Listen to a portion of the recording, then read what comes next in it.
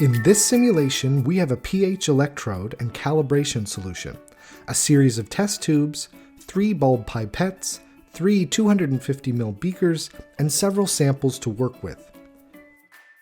To begin preparing the buffers, click each of the sample bottles on the shelf to place some in the beakers on your benchtop. Now, consult the table in your lab manual for the amounts of each of sodium acetate and acetic acid, respectively, that need to be placed in each of the 5 test tubes. Click on the solution you need and draw up the appropriate amount into your pipette by using the up arrow key. When finished, click the desired test tube to move the pipette and dispense the solution by clicking the pipette. Proceed in this manner until you've filled all of your test tubes with the appropriate amounts of acetic acid and sodium acetate. At this point, you can cover each of the test tubes by clicking on them and then shake them to properly mix the solutions.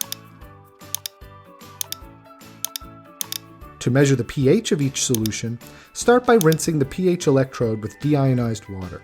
Then you can select each individual test tube to measure their pH. When you've finished measuring the pH of each solution, you can then start to add a strong base, sodium hydroxide, to each solution.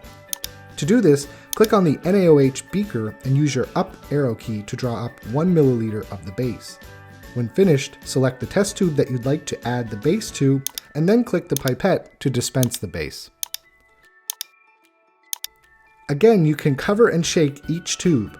When finished, proceed with measuring the pH of each solution by first rinsing the pH electrode and then selecting the desired test tube. Be sure to rinse the electrode between each reading.